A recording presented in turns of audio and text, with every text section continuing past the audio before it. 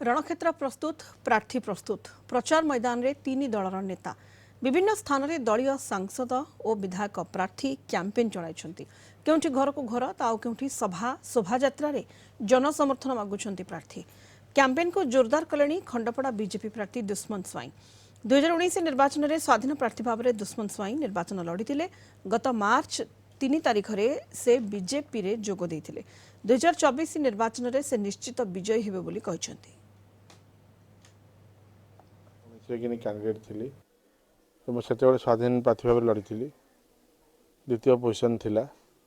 एबे आमर यशस्वी प्रधानमंत्री नरेंद्र मोदी कार्यक्रम आमर माननीय मंत्री धर्मेंद्र प्रधान सभापति श्रीयुक्त मनमोहन सामल